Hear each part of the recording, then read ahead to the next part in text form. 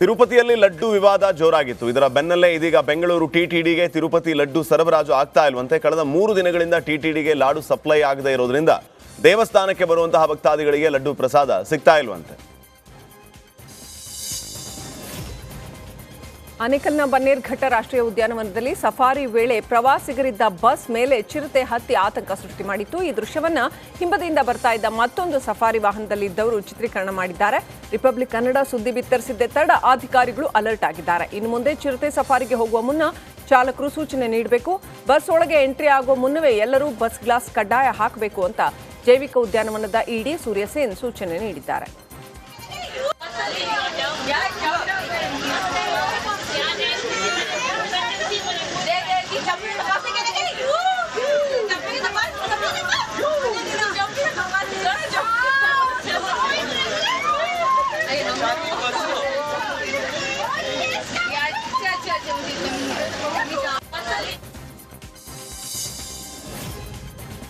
City market ಪೊಲೀಸರು notorious ಮನೆಗಳನ್ನ Manja alias ಪಾರಿವಾಳ Manja arrest ಮಾಡಿರೋದು. ಮೂಲತಃ ತಮಿಳುನಾಡಿನವನಾದ ಈ ಮನೆಗಳ ಆರೋಪಿ ಮಂಜಾ ಮನೆ ಕಳ್ಳತನವನ್ನ ಮಾಡ್ತಾ ಇದ್ದ. ಒಂದು ಕೇಸ್ ಕೆಆರ್ ಮಾರ್ಕೆಟ್ ವ್ಯಾಪ್ತಿಯಲ್ಲಿ ದಾಖಲಾಗಿತ್ತು. ವಿಚಾರಣೆಯ ವೇಳೆ ಮತ್ತಷ್ಟು ಕಳ್ಳತನ ಮಾಡಿದ್ದು ಬೆಳಕಿಗೆ ಬಂದಿತ್ತು. ಆರೋಪಿಯ ಬಳಿಯಿಂದ 30 ಲಕ್ಷ ರೂಪಾಯಿ ಮೌಲ್ಯದ ಚಿನ್ನದ ಆಭರಣ ಪೊಲೀಸರು ವಶಕ್ಕೆ ಪಡೆದಿದ್ದಾರೆ. ಶಿವಮೊಗ್ಗ ನಗರದ ಗರುಡ ಲೇಔಟ್ ಬಳಿ ಪೊಲೀಸರ ಗುಂಡಿನ ಸದ್ದು ಕೇಳಿಬಂದಿದೆ. ಹಬೀವುಲ್ಲಾ ಅಲಿಯಾಸ್ ಅಮ್ಮು ಎನ್ನುವ ರೌಡಿ ಶೀಟರ್ ಕಾಲಿಗೆ ಪೊಲೀಸರು ಗುಂಡು ಹಾರಿಸಿದ್ದಾರೆ. ಬಂಧಿಸಲು ಹೋದ ಪೊಲೀಸರ ಮೇಲೆ ಹಬೀಬುಲ್ಲಾ ಹಲ್ಲೆಗೆ ಯತ್ನಿಸಿದ್ದಾನೆ. ಆತ್ಮರಕ್ಷಣೆಗೆ ಪೊಲೀಸರು ರೌಡಿ ಶೀಟರ್ ಕಾಲಿಗೆ ಗುಂಡು ಹಾರಿಸಿದ್ದಾರೆ.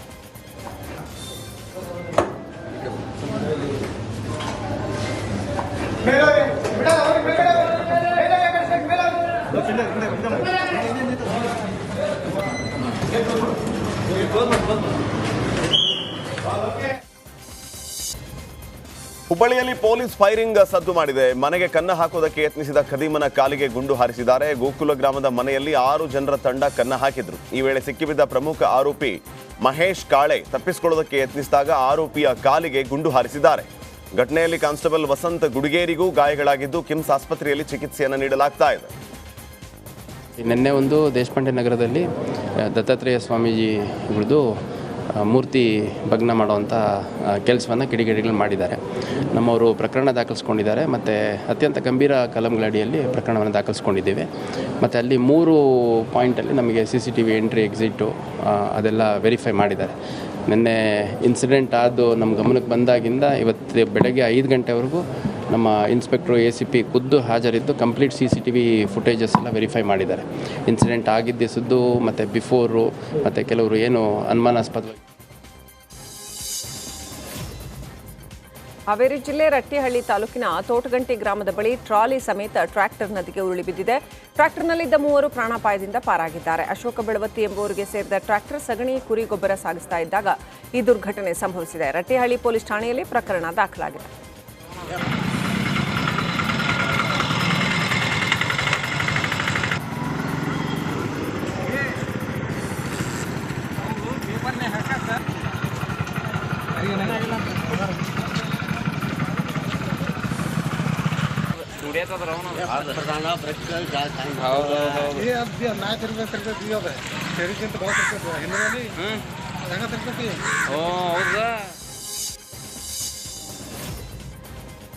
ಮನೆಗೆ ಓಡಾಡೋದಕ್ಕೆ ರಸ್ತೆ ನಿರ್ಮಿಸಲು ಸರ್ಕಾರಿ ಶಾಲೆಯ ಕಾಂಪೌಂಡ್ ಕೆಡವಿ ದರ್ಪ ಮೆರೆದಿರುವ ಘಟನೆ ಮಂಡ್ಯ ತಾಲೂಕಿನ ತೂಬಿನಕೆರೆ ಗ್ರಾಮದಲ್ಲಿ ನಡೆದಿದೆ. ಚನ್ನೇಗೌಡ ಎಂಬಾತ ಮನೆಗೆ ಹೊಂದಿಕೊಂಡಂತಿದ್ದ ಸರ್ಕಾರಿ ಶಾಲೆಯ ಕಾಂಪೌಂಡ್ ಹಾರೆಯಿಂದ ಕೆಡವಿದ್ದಾರೆ. ಕಾಂಪೌಂಡ್ ಬಿದ್ದಿರೋದನ್ನ ಕಂಡ ಶಾಲಾ ಮುಖ್ಯ ಶಿಕ್ಷಕರು ಹಾಗೂ ಗ್ರಾಮಸ್ಥರು ಚನ್ನೇಗೌಡನನ್ನ ಪ್ರಶ್ನೆ ಮಾಡಿದ್ದಾರೆ. ಇದಕ್ಕೆ ಚನ್ನೇಗೌಡ ಉಡಾಫಿಯ ಉತ್ತರ ನೀಡಿದ್ದು ಶಾಲಾ ಮುಖ್ಯ ಶಿಕ್ಷಕಿ ನಾಗಮ್ಮ ದೂರು ನೀಡೋದಕ್ಕೆ ನಿರ್ಧಾರ ಮಾಡಿದ್ದಾರೆ. ಪ್ರಕಾರ ನಾವು ಗ್ರಾಮಸ್ಥರು ಮತ್ತು STMC ಅವರೆಲ್ಲ ನೀವು ಕಂಪ್ಲೇಂಟ್ ಮಾಡಿ ಅಂತ ಹೇಳಿದ್ದಾರೆ ಸರ್. ಅವ್ರ ಪ್ರಕಾರ ಮತ್ತು ನಮ್ಮ ಸ್ಕೂಲ್ ಆಸ್ತಿ ನಮ್ಮ ಜವಾಬ್ದಾರಿ ಅಲ್ವಾ, ಕಂಪ್ಲೇಂಟ್ ಮಾಡ್ತೀವಿ ಸರ್. ಪ್ರಕಾರ ನಾವು ಗ್ರಾಮಸ್ಥರು ಮತ್ತು STMC ಅವರೆಲ್ಲ ನೀವು. ಬೆಂಗಳೂರಿನ ವಿದ್ಯಾರಣ್ಯಪುರದ ನರಸೀಪುರ ಜಯಶ್ರೀ ಬಾರ್ನಲ್ಲಿ 3 ಆರೋಪಿಗಳಿಂದ ಕ್ಯಾಶಿಯರ್ ಮೇಲೆ ಹಲ್ಲೆ ನಡೆದಿತ್ತು. ಬಾರ್ ಕ್ಯಾಶಿಯರ್ಗೆ ಬಿಯರ್ ಬಾಟಲ್ನಲ್ಲಿ ಚುಚ್ಚಿದ 2 ಆಟೋ ಚಾಲಕರ ಬಂಧನವಾಗಿದೆ. ವಿದ್ಯಾರಣ್ಯಪುರ ಪೊಲೀಸ್ ಠಾಣೆಯಲ್ಲಿ ದೂರು ದಾಖಲಾಗಿದ್ದು ಮತ್ತೋರ್ವ ಆರೋಪಿಗಾಗಿ ಪೊಲೀಸರು ಹುಡುಕಾಟ ನಡೆಸ್ತಾ ಇದ್ದಾರೆ.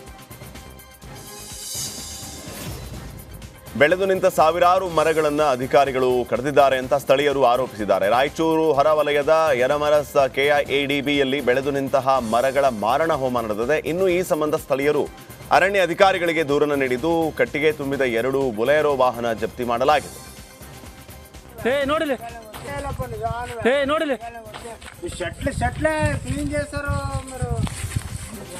ನೀವೆಲ್ಲಿದ್ರು ಹುಡ್ಕೊಂಬರ್ತದೆ ಈ ವಿಡಿಯೋ. ಬರ್ರಿ ಮುಂದಕ್ಕೆ ಬರ್ರಿ.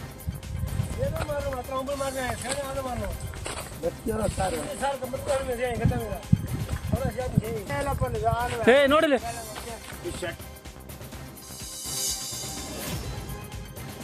ಗದಗ ಜಿಲ್ಲೆ ಗಜೇಂದ್ರಗಡ ಪಟ್ಟಣದ ಅಂಬಾಭವಾನಿ ದೇವಸ್ಥಾನದಲ್ಲಿ ನವರಾತ್ರಿ ಉತ್ಸವದ ವೇಳೆ ಲವ್ ಜಿಹಾದ್ ವಿರುದ್ಧ ಆಣೆ ಪ್ರಮಾಣ ಮಾಡಿಸಲಾಗಿದೆ. ಎಸ್ಎಸ್ಕೆ ಸಮಾಜದ ಧರ್ಮ ಜಾಗೃತಿ ಸಭೆಯಲ್ಲಿ ಯುವಕ ಯುವತಿಯರು ಲವ್ ಜಿಹಾದ್ಗೆ ಬಲಿಯಾಗಲ್ಲ, ಹಿಂದೂ ಸನಾತನ ಧರ್ಮ ಎಸ್ಎಸ್ಕೆ ಸಮಾಜ ಬಿಟ್ಟು ಬೇರೆ ಧರ್ಮ ಅನುಸರಿಸಲ್ಲ ಅಂತ ಪ್ರಮಾಣ ಮಾಡಿದ್ದಾರೆ. आज एक गावा प्रतिज्ञा करा कोण तुम्ही कॉमे म्हणून काही स्थिती आज देवीना संबर 26 जणांनी प्रमाण वचन करतात. हे तुम्ही मनमध्ये याद ऐकले का ना, हे चरणू कमोडके मारो विनंती. ತಮಿಳುನಾಡಿನ ಮಧುರೈಯಲ್ಲಿ ಭಾರೀ ಮಳೆಯಾದ ಹಿನ್ನೆಲೆ ಜನರು ತತ್ತರಿಸಿ ಹೋಗಿದ್ದಾರೆ. ಮಳೆಯಿಂದ ವಾಹನ ಸವಾರರು ಪರದಾಡಿದ್ದಾರೆ. ಇನ್ನೂ ಬಿಟ್ಟು ಬಿಡದೆ ಸುರಿದಂತಹ ಮಳೆಗೆ ಜನರು ಕಂಗಾಲಾಗಿದ್ದಾರೆ.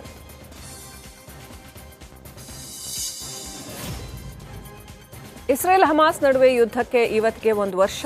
ಇತ್ತ ಇಸ್ರೇಲ್ ಲೆಬನಾನ್ನ ಹೆಜ್ಬುಲ್ಲಾ ಉಗ್ರರ ಮೇಲೆ ದಾಳಿ ಮುಂದುವರೆಸಿದೆ. ಲೆಬನಾನ್ನ ವಿವಿಧೆಡೆ ಇರುವ ಉಗ್ರರ ಮೂಲಸೌಕರ್ಯಗಳನ್ನೇ ಗುರಿಯಾಗಿಸಿ ದಾಳಿ ಮಾಡಲಾಗಿದೆ. ಶಸ್ತ್ರಾಸ್ತ್ರ ಗೋದಾಮುಗಳು, ಕಮಾಂಡ್ ಸೆಂಟರ್ಗಳು ಧ್ವಂಸವಾಗಿವೆ. קריית שמונה.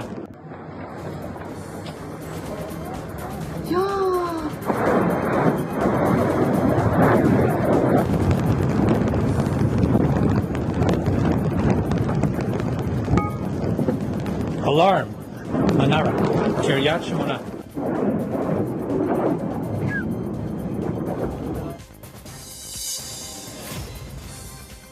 ಇಸ್ರೇಲ್ನ ಉತ್ತರ ಭಾಗದಲ್ಲಿರುವಂತಹ ಹೈಫಾ ನಗರದ ಮೇಲೆ ಲೆಬನಾನ್ ರಾಕೆಟ್ ದಾಳಿಯನ್ನು ನಡೆಸಿದೆ. 5 ಗಾಯಗಳಾಗಿದ್ದು ಕಟ್ಟಡಗಳಿಗೆ ಹಾನಿಯಾಗಿದೆ.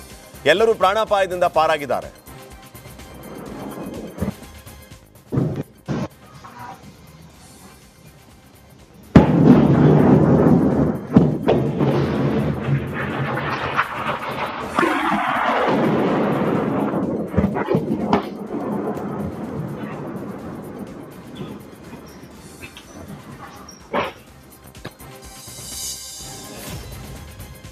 ಪಾಕಿಸ್ತಾನದ ಕರಾಚಿ ಏರ್ಪೋರ್ಟ್ನ ಹೊರಭಾಗದಲ್ಲಿ ಟ್ಯಾಂಕರ್ ಒಂದು ಭೀಕರವಾಗಿ ಸ್ಫೋಟವಾಗಿದೆ. 2 ಮೃತಪಟ್ಟಿದ್ದು 11 ಮಂದಿ ಗಾಯಗೊಂಡಿದ್ದಾರೆ.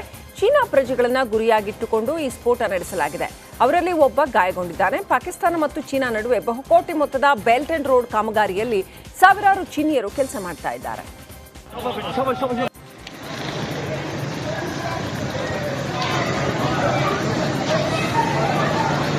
फुटेज भेज रहा हूँ यहाँ पे एयरपोर्ट के पास जो है ना, ये धमाका हुआ है गाड़ी के अंदर. कई गाड़ियाँ इसके अंदर तबाह हुई हैं और मैं यहाँ रोड पे बिल्कुल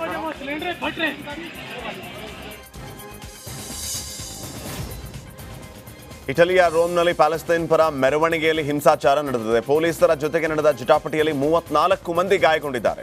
4ರನ್ನ ಪೊಲೀಸರು ಅರೆಸ್ಟ್ ಮಾಡಿದ್ದಾರೆ. ಬ್ಯಾರಿಕೇಡ್ಗಳನ್ನು ಧ್ವಂಸಗೊಳಿಸಿದ ಪ್ರತಿಭಟನಾಕಾರರು ಹಿಂಸಾಚಾರಕ್ಕೆ ಇಳಿದಿದ್ದರು. ಇದೇ ಗಲಾಟೆಗೆ ಕಾರಣ ಆಗಿದೆ.